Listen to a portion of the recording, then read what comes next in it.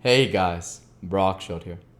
Back with you with the next video in our series, The Great Gatsby by F. Scott Fitzgerald. Without further ado, returning to The Great Gatsby. When I passed the ash heaps on the train that morning, I had crossed deliberately to the other side of the car. I suppose there'd be a curious crowd around there all day, with little boys searching for dark spots in the dust and some garrulous man telling over and over what had happened until it became less and less real even to him, and he could tell it no longer, and Myrtle Wilson's tragic achievement was forgotten. Now I want to go back a little and tell what happened at the garage after we left there the night before. They had difficulty in locating the sister, Catherine. She must have broken her rule against drinking that night, for when she arrived she was stupid with liquor and unable to understand that the ambulance had already gone to Flushing. When they convinced her of this, she immediately fainted, as if this was the intolerable part of the affair. Someone, kind or curious, took her in his car and drove her in the wake of his sister's body. Until long after midnight, a changing crowd lapped up against the front of the garage, while George Wilson rocked himself back and forth on the couch inside. For a while the door of the office was open, and everyone who came into the garage, glanced irresistibly through it. Finally, someone said it was a shame and closed the door. Michaelis and several other men were with him, first 4 or 5 men, later 2 or 3 men. Still later, Michaelis had to ask the last stranger to wait there 15 minutes longer while he went back to his own place and made a pot of coffee. After that, he stayed there alone with Wilson until dawn. About 3 o'clock, the quality of Wilson's incoherent muttering changed. He grew quieter and began to talk about the yellow car. He announced that he had a way of finding out whom the yellow car belonged to, and then he blurted out that a couple of months ago his wife had come from the city with her bruised face and her nose swollen. But when he heard himself say this, he flinched and began to cry, "Oh my God!" again in his groaning voice. Michaelis made a clumsy attempt to distract him. "How long have you been married, George? Come on there. Try and sit still a minute and answer my question. How long have you been married?" 12 years. Ever had any children? Come on, George, sit still. I asked you a question. Did you ever have any children? The hard brown beetles kept thudding against the dull light, and whenever Michaelis heard a car go tearing along the road outside, it sounded to him like the car that hadn't stopped a few hours before. He didn't like to go into the garage because the workbench was stained where the body had been lying, so he moved uncomfortably around the office. He knew every object in it before morning, and from time to time sat down beside Wilson, trying to keep him more quiet. Have you got a church to go to sometimes, George? Maybe even if you haven't been there for a long time? Maybe I could call up the church and get a priest to come over and he could talk to you, see? Doesn't belong to any. You ought to have a church, George. For times like this, you must have gone to church once. Didn't you get married in a church? Listen, George, listen to me. Didn't you get married in a church? That was a long time ago. The effort of answering broke the rhythm of his rocking. For a moment he was silent. Then the same half-knowing, half-bewildered look came back into his faded eyes. Look into the drawer there, he said, pointing at the desk. Which drawer? That drawer. That one. Michaelis opened the drawer nearest his hand.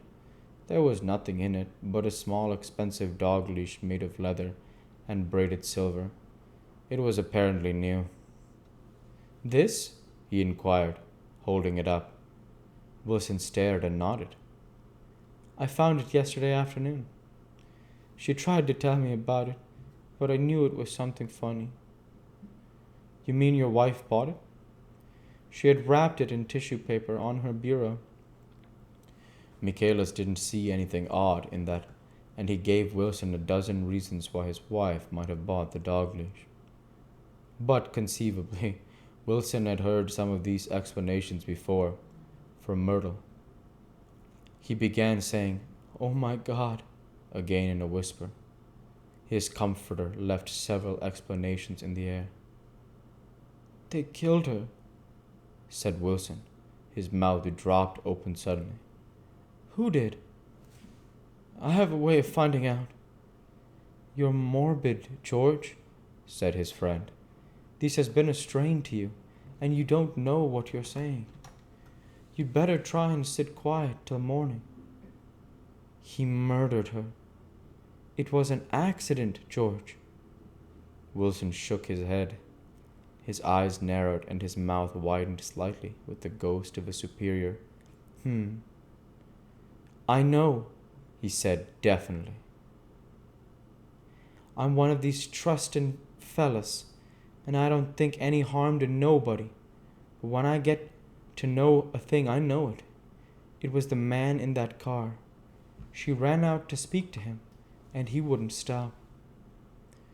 Michaelis had seen this too, but it hadn't occurred to him that there was any special significance in it.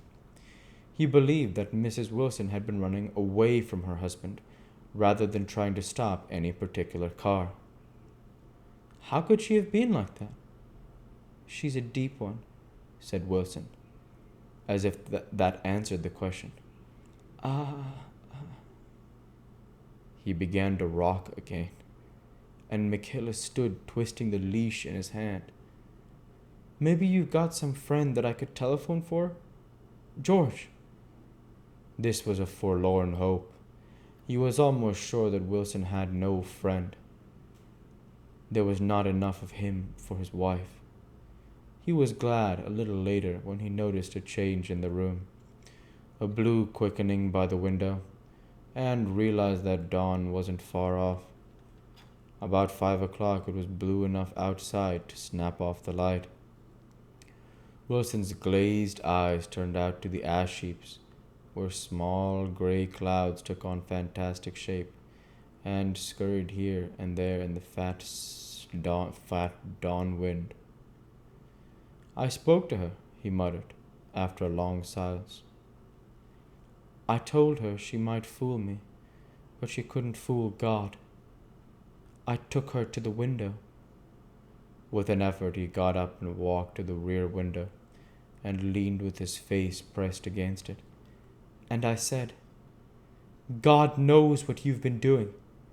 Everything you've been doing. You may fool me, but you can't fool God." Standing behind him, Michaelis saw with a shock that he was looking at the eyes of Dr. T.J. Eckelberg, which had just emerged pale and enormous from the dissolving night. "God sees everything," repeated Wilson. "That's an advertisement," Michaelis assured him, something that made him turn away from the window and look back into the room. But Wilson stood there a long time, his face close to the window pane, nodding into the twilight. By 6 o'clock, Michaelis was worn out and grateful for the sound of a car stopping outside. It was one of the watchers of the night from before who had promised to come back, so he cooked breakfast for 3, which he and the other man ate together. Wilson was quieter now, and Michaelis went home to sleep. When he awoke 4 hours later and hurried back to the garage, Wilson was gone.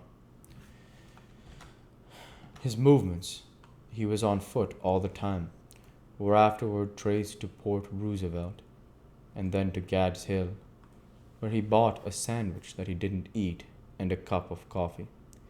He must have been tired and walking slowly, for he didn't reach Gad's Hill until noon. Thus far, there was no difficulty in accounting for his time. There were boys who had seen a man acting sort of crazy, and motorists at whom he stared oddly from the side of the road. Then, from 3 hours, he disappeared from view. The police, on the strength of what he said to Michaelis, that he had a way of finding out. Suppose that he spent that time going from garage to garage, thereabouts inquiring for a yellow car. On the other hand, no garbage man who had seen him ever came forward, and perhaps he had an easier, surer way of finding out what he wanted to know. We'll go ahead and stop there for this week. As usual, I want to say thank you for watching, and I hope you enjoy. Please like, comment, and subscribe, as it greatly helps the channel. Light be with you all. Take care, and thanks again.